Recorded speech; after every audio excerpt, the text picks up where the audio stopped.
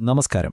ഇന്ന് നമ്മൾ സംസാരിക്കാൻ പോകുന്നത് നമ്മുടെ സമൂഹത്തിൽ വളരെ ആഴത്തിൽ വേരുകളുള്ള, എപ്പോഴും ഒരുപാട് സംശയങ്ങൾ ഉയർത്തുന്ന ഒരു വിഷയത്തെക്കുറിച്ചാണ്. ബാധ. അദൃശ്യമായൊരു ശക്തി മനുഷ്യരെ നിയന്ത്രിക്കുന്നു എന്നൊക്കെ നമ്മൾ കേൾക്കാറില്ലേ? അപ്പോൾ എന്താണ് ഈ വിശ്വാസത്തിനു പിന്നിലെ യാഥാർത്ഥ്യം? നമുക്കിതിൻ്റെ ശാസ്ത്രീയവും സാമൂഹികവുമായ വശങ്ങളിലേക്ക് ഒന്ന് ആഴത്തിൽ ഇറങ്ങിച്ചെല്ലാം. അപ്പോൾ നമ്മുടെയെല്ലാം മനസ്സിലുള്ള പ്രധാന ചോദ്യമിതാണ്: ഈ പറയുന്ന ബാധ അതൊരു യാഥാർത്ഥ്യമാണോ, അതോ കാലങ്ങളായി കൈമാറി വന്ന ഒരു അന്ധവിശ്വാസം മാത്രമാണോ? ഈ ചോദ്യത്തിന് ഒരു വ്യക്തമായ ഉത്തരം കണ്ടെത്താനാണ് നമ്മളിന്ന് ശ്രമിക്കുന്നത്. ഈ വിഷയത്തെ ശരിയായി മനസ്സിലാക്കാൻ നമ്മൾ 5 പ്രധാന കാര്യങ്ങളിലൂടെയാണ് കടന്നുപോകുന്നത്. ആദ്യം തന്നെ എന്താണ് ബാധ എന്നതുകൊണ്ട് ആളുകൾ ശരിക്കും ഉദ്ദേശിക്കുന്നത് എന്ന് നോക്കാം. പിന്നെ ശാസ്ത്രത്തിന് ഇതിനെപ്പറ്റി എന്തു പറയാനുണ്ട്, എന്തുകൊണ്ടാണ് ചിലർക്ക് ഇങ്ങനെയൊരനുഭവം ഉണ്ടാകുന്നത്, ഈ വിശ്വാസം കൊണ്ടുണ്ടാകുന്ന അപകടങ്ങൾ എന്തൊക്കെയാണ്, അവസാനം ശാസ്ത്രത്തെയും മനുഷ്യത്വത്തെയും എങ്ങനെ ഒരുമിച്ച് കൊണ്ടുപോകാം എന്നും നമ്മൾക്ക് സംസാരിക്കാം. ശരി, അപ്പോൾ നമുക്ക് ആദ്യത്തെ ഭാഗത്തേക്ക് കടക്കാം. എന്താണ് ഈ ബാധ എന്ന അനുഭവം? എന്താണ് ആളുകൾ പരമ്പരാഗതമായി ഇതിനെക്കുറിച്ച് വിശ്വസിച്ചു പോരുന്നത്? പരമ്പരാഗത വിശ്വാസമനുസരിച്ച് ബാധ എന്നു പറഞ്ഞാൽ ഒരു വ്യക്തിയെ പുറത്തുനിന്നുള്ള അദൃശ്യമായ ഒരു ശക്തി, അതായത് ഒരു ആത്മാവോ പ്രേതമോ ഒക്കെ ശരീരത്തിൽ കയറി നിയന്ത്രിക്കുന്നൊരവസ്ഥയാണ്. ഇങ്ങനെ സംഭവിക്കുമ്പോൾ ആ ആളുടെ സ്വഭാവത്തിലും സംസാരത്തിലും ആരോഗ്യത്തിലുമെല്ലാം വലിയ മാറ്റങ്ങൾ വരും എന്നാണ് ആളുകൾ വിശ്വസിക്കുന്നത്. ഒരാൾക്ക് ബാധയുണ്ടെന്ന് മറ്റുള്ളവർക്ക് തോന്നാൻ ചില ലക്ഷണങ്ങളുണ്ട്, അല്ലേ? അതിൽ ചിലതാണ് പെട്ടെന്ന് ദേഷ്യം വരിക, അല്ലെങ്കിൽ ഒരു കാരണവുമില്ലാതെ സങ്കടം വരിക തുടങ്ങിയ സ്വഭാവമാറ്റങ്ങൾ. പിന്നെ ശരീരത്തിന് അകാരണമായ വേദനയും അസ്വസ്ഥതയും, സംസാരിക്കുന്ന രീതി തന്നെ മാറിപ്പോവുക, ചിലപ്പോൾ വല്ലാത്ത ദേഷ്യവും പേടിയുമൊക്കെ പ്രകടിപ്പിക്കും. പിന്നെ ആളുകൾ സാധാരണ ചെയ്യാത്ത വളരെ വിചിത്രമായ കാര്യങ്ങളൊക്കെ ചെയ്യാൻ തുടങ്ങും. ഇതൊക്കെയാണ് പ്രധാനമായും ബാധയുടെ ലക്ഷണങ്ങളായി കണക്കാക്കുന്നത്. ഓക്കെ, അപ്പോൾ നമ്മൾ വിശ്വാസത്തെക്കുറിച്ചും അതിൻ്റെ ലക്ഷണങ്ങളെക്കുറിച്ചുമൊക്കെ സംസാരിച്ചു. ഇനി നമുക്ക് കാര്യത്തിൻ്റെ കാതലിലേക്ക് വരാം. ആധുനിക ശാസ്ത്രം, അതായത് മെഡിക്കൽ സയൻസും സൈക്കോളജിയും ഒക്കെ ഇതിനെ എങ്ങനെയാണ് കാണുന്നത്? ഇതാണ് ഏറ്റവും നിർണായകമായ ചോദ്യം. ഒരു ആത്മാവ് അല്ലെങ്കിൽ അദൃശ്യശക്തി മനുഷ്യ ശരീരത്തിൽ കയറുന്നു എന്നതിന് വസ്തുനിഷ്ഠമായ, ശാസ്ത്രീയമായി തെളിയിക്കാൻ പറ്റുന്ന എന്തെങ്കിലും തെളിവുകൾ ഇന്ന് നമ്മുടെ കയ്യിലുണ്ടോ? ഉത്തരം വളരെ ലളിതമാണ്, വളരെ വ്യക്തമാണ്: ഇല്ല. ഒരു ബാധയോ പ്രേതമോ മനുഷ്യനെ ആപേക്ഷിക്കുന്നതിന് ശാസ്ത്രീയമായി തെളിയിക്കാവുന്ന ഒരൊറ്റ തെളിവ് പോലും ഇന്നുവരെ കണ്ടെത്താൻ കഴിഞ്ഞിട്ടില്ല. അപ്പോൾ പിന്നെ നേരത്തെ പറഞ്ഞ ലക്ഷണങ്ങളോ, അതിൻ്റെ യഥാർത്ഥ കാരണമെന്താണ്? ശാസ്ത്രം പറയുന്നത് ബാധ എന്ന ആളുകൾ തെറ്റിദ്ധരിക്കുന്ന മിക്ക അവസ്ഥകൾക്കും കൃത്യമായ ശാരീരികമോ മാനസികമോ ആയ കാരണങ്ങളുണ്ട് എന്നാണ്. ഡിസോസിയേറ്റീവ് ഡിസോർഡർ, സൈക്കോസിസ്, സ്കിസോഫ്രീനിയ പോലുള്ള മാനസികാരോഗ്യ പ്രശ്നങ്ങൾ, അല്ലെങ്കിൽ എപ്പിലെപ്സി പോലെ തലച്ചോറിനെ ബാധിക്കുന്ന അസുഖങ്ങൾ, അതുമല്ലെങ്കിൽ താങ്ങാനാവാത്ത മാനസിക സമ്മർദ്ദം, ഉറക്കമില്ലായ്മ, ശരീരത്തിലെ ഹോർമോണുകളുടെ വ്യതിയാനം, എന്തിന് ലഹരിവസ്തുക്കളുടെ ഉപയോഗം പോലും ഈ പറയുന്ന ലക്ഷണങ്ങൾ കാണിക്കാൻ കാരണമായേക്കാം. ശരി, ശാസ്ത്രീയമായി തെളിവില്ല, സമ്മതിച്ചു.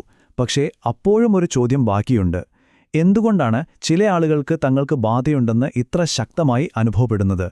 ആ അനുഭവത്തിനു പിന്നിലെ മനഃശാസ്ത്രപരമായ കാരണങ്ങൾ എന്തൊക്കെയാണെന്ന് നമുക്ക് നോക്കാം. ഇതിലൊരു പ്രധാന കാര്യമാണ് സജഷനും കണ്ടീഷനിങ്ങും.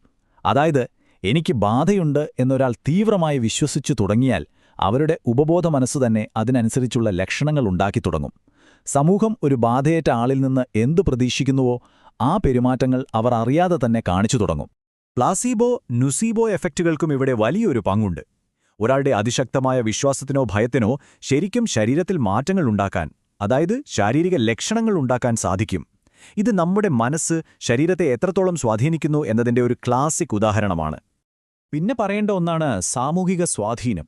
ഒരാൾ കുറച്ച് വിചിത്രമായി പെരുമാറുമ്പോൾ ചുറ്റുമുള്ള കുടുംബക്കാരും നാട്ടുകാരുമൊക്കെ ചേർന്ന് ഇത് ബാധയാണെന്ന് ഉറപ്പിച്ചു പറഞ്ഞാൽ ആ വ്യക്തിയും തനിക്ക് സംഭവിക്കുന്നത് അതുതന്നെയാണെന്ന് വിശ്വസിക്കാൻ തുടങ്ങും. ആ വിശ്വാസം പിന്നെ കൂടുതൽ ഉറച്ചുപോകും. ഇനി ഫ്രോയിഡിനെയും കാൾ യുങ്ങിനെയും പോലുള്ള പ്രമുഖ മനഃശാസ്ത്രജ്ഞർ പറയുന്നത്, നമ്മുടെയൊക്കെ ഉള്ളിൻ്റെ ഉള്ളിൽ അടക്കിവെച്ച ചില ഓർമ്മകൾ, മാനസികാഘാതങ്ങൾ, അല്ലെങ്കിൽ തീവ്രമായ വികാരങ്ങളൊക്കെ ബാധയുടെ രൂപത്തിൽ പുറത്തുവരാമെന്നാണ്. അതായത്, ഉള്ളിലെ സംഘർഷങ്ങളുടെ ഒരു ബാഹ്യപ്രകടനം മാത്രമാണത്. ഇതൊക്കെ വെറുമൊരു വിശ്വാസമല്ലേ? അതുകൊണ്ട് എന്താണ് കുഴപ്പമെന്ന് ഒരുപക്ഷെ ചിലർ ചിന്തിച്ചേക്കാം. എന്നാൽ അവിടെയാണ് ഏറ്റവും വലിയ അപകടം ഒളിഞ്ഞിരിക്കുന്നത്. ശരിയായ ചികിത്സ വേണ്ട ഒരു രോഗാവസ്ഥയെ അമാനുഷികമായി കാണുമ്പോൾ സംഭവിക്കുന്ന ദുരന്തങ്ങൾ എന്തൊക്കെയാണെന്ന് നമുക്ക് നോക്കാം. ഇതൊരു ദുരന്തത്തിലേക്കുള്ള വഴിയാണ്. നോക്കൂ, ആദ്യം എന്ത് സംഭവിക്കുന്നു? യഥാർത്ഥ വൈദ്യസഹായം കിട്ടാൻ വൈകുന്നു, അല്ലെങ്കിൽ അത് കിട്ടാതാവുന്നു. രണ്ടാമത്, രോഗത്തിന്റെ പേരിൽ ആ വ്യക്തിയെ കുറ്റപ്പെടുത്തുന്നു, പലതരം ശാരീരികവും മാനസികവുമായ പീഡനങ്ങൾക്ക് ഇരയാക്കുന്നു. അങ്ങനെ ദുർബലനായ ആ വ്യക്തി കൂടുതൽ കഷ്ടപ്പെടുന്നു. അവസാനം അത് ഗുരുതരമായ മനുഷ്യാവകാശ ലംഘനങ്ങളിലേക്ക് വരെ എത്തുന്നു. ഇതിന്റെയൊക്കെ മാനുഷികമായ നഷ്ടം വളരെ വലുതാണ്. കൃത്യസമയത്ത് ചികിത്സ കിട്ടാതെ രോഗം മൂർച്ഛിക്കുന്നു. രോഗികൾ, പ്രത്യേകിച്ച് സ്ത്രീകളും കുട്ടികളുമാണ് പലപ്പോഴും ക്രൂരമായ ശാരീരിക മാനസിക പീഡനങ്ങൾക്ക് ഇരയാടുന്നത്. അപ്പോഴിത് വെറുമൊരു വിശ്വാസത്തിന്റെ പ്രശ്നമല്ല, അതൊരു അടിസ്ഥാന മനുഷ്യാവകാശ പ്രശ്നമായി മാറുകയാണ് ചെയ്യുന്നത്. അപ്പോൾ എന്താണ് ഇതിനൊരു പരിഹാരം? ഒരാളുടെ അനുഭവത്തെ പുച്ഛിച്ചു തള്ളാതെ, എന്നാൽ ശാസ്ത്രീയ യാഥാർത്ഥ്യങ്ങളെ മുറുകെ പിടിച്ച് നമുക്ക് എങ്ങനെ മുന്നോട്ടു പോകാൻ സാധിക്കും?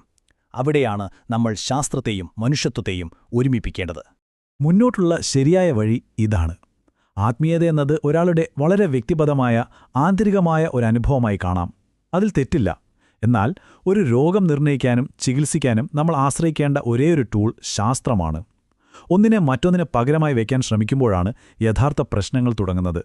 ചുരുക്കി പറഞ്ഞാൽ നമ്മൾ എത്തിച്ചേരുന്ന നിഗമനം ഇതാണ്: ബാധയെന്നത് ശാസ്ത്രീയമായി തെളിയിക്കപ്പെട്ട ഒരു യാഥാർത്ഥ്യമല്ല, മറിച്ച് ഒരു വ്യക്തിയുടെ മനഃശാസ്ത്രം, അവർ വളർന്നുവന്ന സംസ്കാരം, അവരുടെ വിശ്വാസങ്ങൾ, സാമൂഹിക സാഹചര്യങ്ങൾ, ഇതെല്ലാം കൂടി ചേർന്ന് രൂപം കൊടുക്കുന്ന അതിസങ്കീർണമായ ഒരനുഭവമാണ്. ഈയൊരു തിരിച്ചറിവ് നമ്മളെ എല്ലാവരെയും ഒരു പ്രധാനപ്പെട്ട ചോദ്യത്തിന് മുന്നിൽ നിർത്തുന്നുണ്ട്. ഇത്തരം അനുഭവങ്ങളിലൂടെ കടന്നുപോയി കഷ്ടപ്പെടുന്നവരെ സഹാനുഭൂതിയോടെയും അതേസമയം ശരിയായ ശാസ്ത്രീയമായ അറിവോടെയും നമുക്കോരോരുത്തർക്കും എങ്ങനെ സഹായിക്കാൻ കഴിയും? ഇതിനെക്കുറിച്ച് നമ്മളെല്ലാവരും ചിന്തിക്കേണ്ടതുണ്ട്.